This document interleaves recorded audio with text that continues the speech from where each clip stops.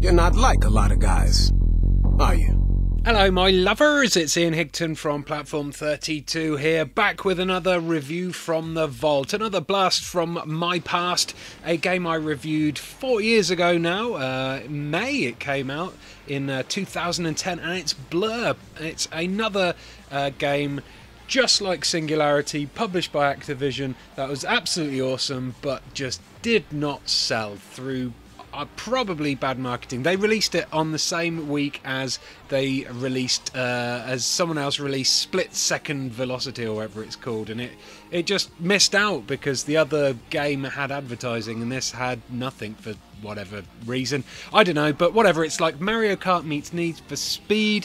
It's absolutely one of my favourite game of 2010. In fact, I did a top 10 of 2010 video, and this was, yeah, my number one game. I loved it. Played it with my mates online, played it with my mates in local. It was great.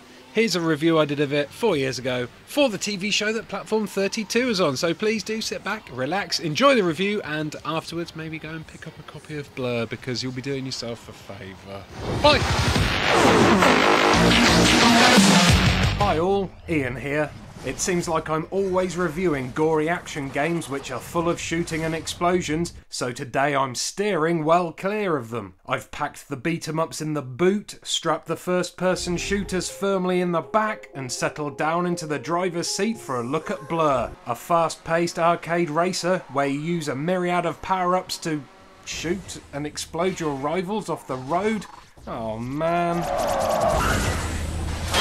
Blur is a game from the makers of the superb Project Gotham racing series, Bizarre Creations, and although you can see a lot of the arcade-style racing present in Blur is inspired by Gotham, it also owes just as much to other arcade racers such as Burnout, Wipeout and Mario Kart, thanks to its speed and the inclusion of drive over to collect power-ups. These power-ups, of which you can store up to 3 at once, include a Hadouken-style fireball known as a shunt, a nitro boost, and a lightning strike which peppers the track in shafts of car-frazzling electricity. The trick to the game is using these power-ups as tactically as possible. Knowing when to use them and when to save them is key to winning a race, as some power-ups can be used to deflect incoming attacks. A quick look in the rearview mirror and some good timing with a barge attack will deflect an incoming shunt homing missile and could mean the difference between coming first or somersaulting through the air and losing all your momentum.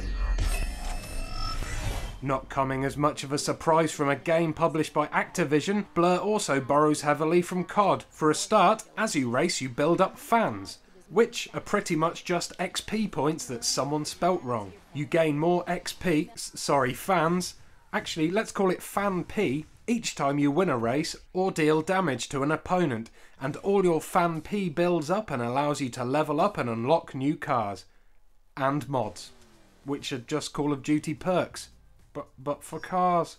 These mods let you do things like earn more Fan P from attacks and convert successfully blocked attacks into power-ups, and these mods can be swapped and shifted around so you can create the perfect balance for your car and your driving style.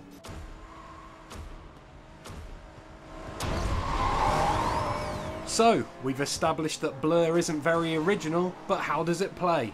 Well, for a racing game it's about as deep as the lyrics to a Cheeky Girls song. Blur is all about sitting down with your mates, having a laugh and punching them in the arm when they shunt you from the rear. Ooh. It's not about precision driving and car customization. The cars don't handle too great, but they're not stupidly tricky to control like they are in other pro racer games. Plus they seem almost glued to the track. And if you can't be bothered to take your finger off the accelerator, tight corners can be taken just by hitting the scenery and following the line of the wall that in real life you would have been painfully splattered against as soon as your car hit it. If your car gets spun out even slightly, the screen goes black and places you on track, while being hit in the rear by a pulsating fireball of doom only flips you and causes you a moment's slowdown, rather than exploding you into a ball of flames and searing metal. This keeps the speed of the game pumped right up though, and this game is all about going fast. Stupidly fast really. Bizarre don't want you to ever be an emotionless car in this game. Even the beginning of each race features a rolling start.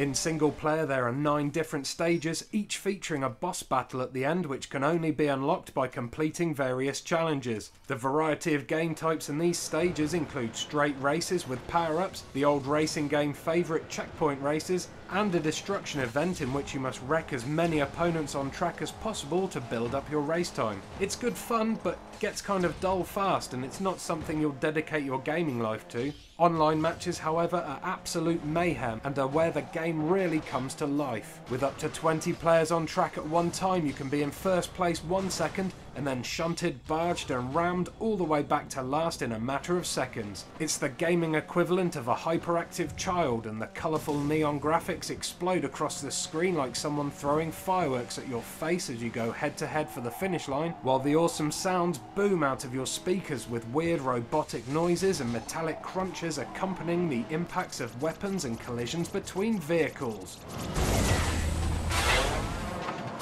Crunch bang! Blur is very addictive in multiplayer for no real reason other than it's good, clean fun, and with the inclusion of 4-player split screen mode, it's great for after the pub matches. Blur is a social game, not a solo game, so don't expect to get much out of it if you're a loner with no internet.